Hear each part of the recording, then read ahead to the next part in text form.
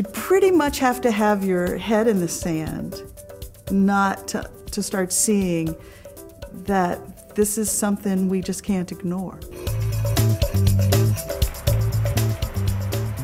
Most people just don't understand that what they're doing is destroying the planet. So the people that actually do want to bring these technologies into their lives.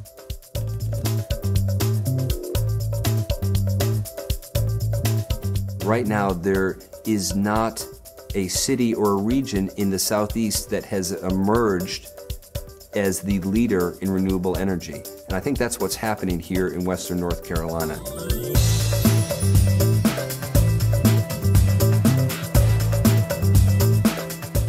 It goes back to the Cherokee, the Native Americans, the relationship that they had with the natural environment. There was a strong ethic of self-reliance and sustainability in the mountains of Western North Carolina. Then as we saw settlers that moved into Western North Carolina, there was a respect for the land and the heritage passed on from one generation to the next. Sustainability is really about how human life sustains through time. So now we're in 2008. We see that many companies are beginning to emerge in what we refer to as the green economy. The beauty of this issue is that it brings people together. It's now time for all of us to get behind the cart and push.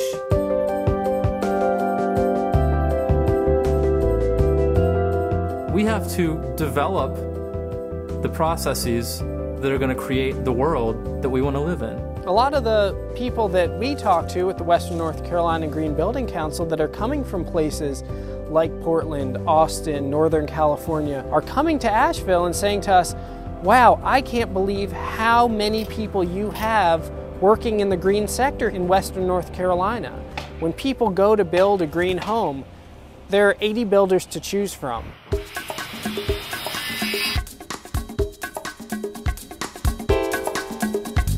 Two years ago, I would say 25% would take me up on it.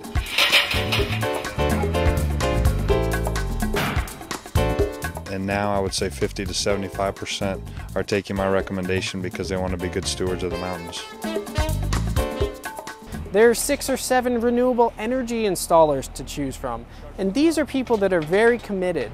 They're not just doing it to make a buck. We are now engaged in a project with Deltec Homes. Today we're working on finishing the second half of our array, and that array is going to produce a sizable portion of the energy that we use to manufacture our homes.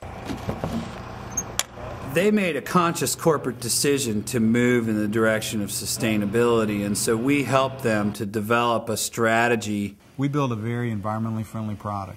And our clients are the same way. They like environmentally friendly products. And meeting those needs for our clients and our manufacturing operation, it was good to go with solar power. In talking with Deltec and with the CEO of Deltec, we realized at one point in our discussions that, you know, with my working at Greenpeace, he used to work at International Paper.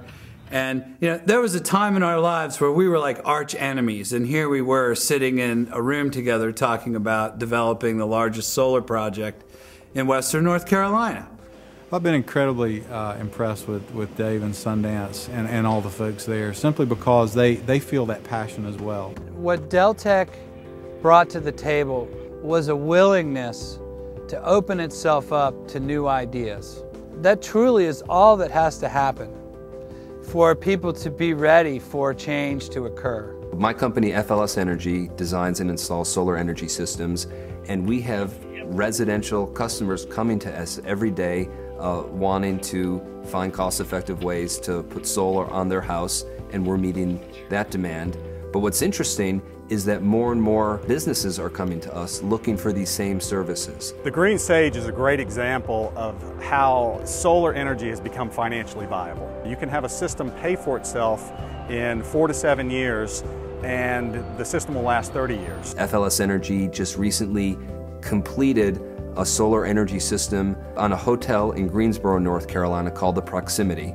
It has 100 solar panels on the top. It looks great. and this is one of the largest solar hot water systems in the country. What's very exciting is the developer, Dennis Quaintance, not only did it to help make his hotel green, but it also has a great payback. There's a strong business case for him to go solar. You are producing energy on your roof that is dollars in your pocket. One of the more significant businesses that have taken place in Henderson County recently is called Appalachian Energy. They now occupy a space in a 900,000 square foot building that formerly employed 1,400 persons in a traditional manufacturing industry.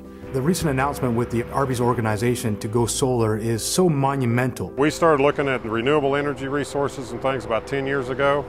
Cost was prohibited. We just couldn't do it. What we did is we took the fast food industry as a whole and we identified it as the largest energy consumer in the country. They put the equipment in. We get a fixed monthly fee so that we can project what our energy costs really are. It's not just about environmentalism anymore. It's about the energy security of our country. It's about the futures of our children. It's about the economic growth of our region. Here in North Carolina, we benefit significantly from being one of the fastest growing areas of the country. With that growth comes a very real responsibility. This takes about 5.5 pounds of coal a month to burn, to generate enough electricity for this particular bulb. This bulb over here will take almost 70 pounds of coal, as visualized by the amount of coal that is in this bucket here.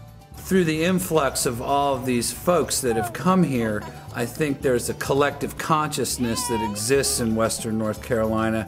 I mean, it doesn't exist anywhere else in the Southeast. I mean, this is an anomaly. We really need to engage this conversation with people from every economic background, from every racial background. This has nothing to do with some particular strata that can afford to go out and buy green products.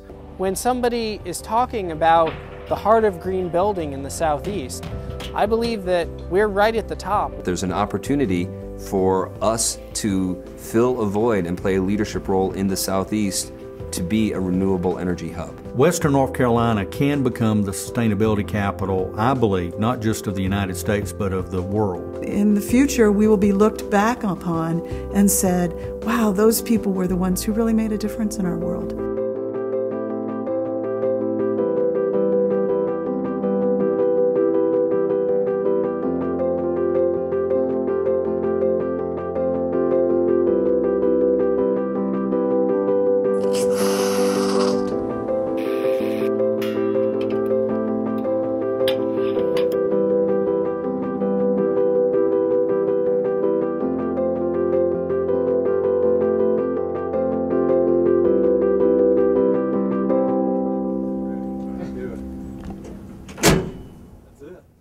That was sweet. That was sweet, dude. Yeah.